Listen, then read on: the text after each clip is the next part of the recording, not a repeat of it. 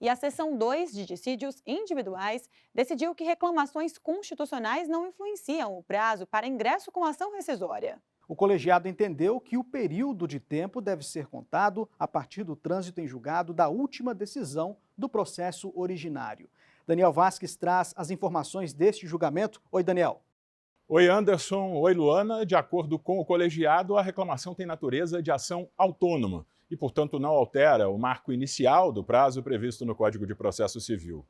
No caso julgado, os empregados da Companhia Brasileira de Alimentos ajuizaram uma ação rescisória em 2020 para desconstituir a decisão definitiva na fase de execução de um processo iniciado ainda em 1990. Eles pediam o pagamento de diferenças salariais e questionaram a restrição da condenação a um período específico trabalhado. Ao analisar as solicitações, o Tribunal Regional do Trabalho da 2ª Região em São Paulo extinguiu o processo em razão da decadência, ou seja, da perda de direito por falta de manifestação dos titulares da ação dentro do prazo legal. Para o TRT, a ação rescisória foi apresentada depois do prazo de 2 anos, previsto no artigo 975 do Código de Processo Civil. A última decisão definitiva no processo matriz teria ocorrido em 2017. Nesse intervalo, porém, a União havia apresentado uma reclamação constitucional ao Supremo Tribunal Federal.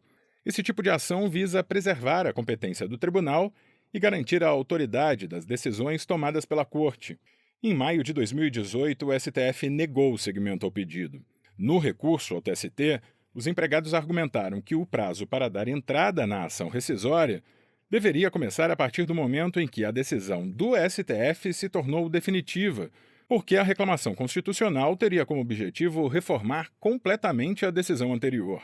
A relatora do caso na SDI 2 foi a ministra Morgana Richa. Ela observou que a reclamação constitucional não tem natureza jurídica de recurso ou de substituto recursal, mas sim de uma ação autônoma que materializa uma nova relação processual. Para a ministra, esse fato afasta a tese de continuidade do vínculo jurídico gerado no processo originário. Ou seja, a decisão final, nesse caso, independe da decisão acerca da reclamação constitucional. Considerando que o direito à rescisão se extingue em 2 anos contados do trânsito em julgado da última decisão proferida no processo originário, destacado aqui o artigo 975 do CPC, não prospera a tese evocada pelos recorrentes no sentido de que se deve observar, para efeito de ajuizamento da ação rescisória, o trânsito em julgado materializado nos autos da reclamação constitucional. A ministra acrescentou que o fato de o STF ter negado seguimento à reclamação da União afastou qualquer consequência sobre os fatos processuais na demanda originária, inclusive em relação ao trânsito em julgado e à formação da coisa julgada. Admitir a tese recursal consistente na transferência do termo inicial do prazo decadencial para o ajuizamento da ação rescisória do trânsito em julgado da última decisão proferida no processo matriz para o trânsito em julgado da reclamação constitucional,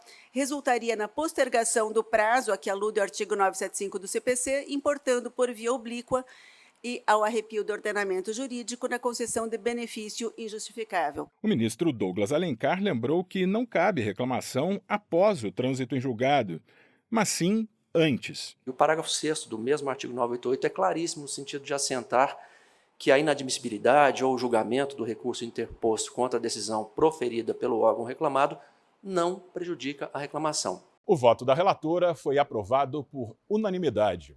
Anderson, Luana, eu volto com vocês. Obrigado, Daniel. Bom trabalho para você.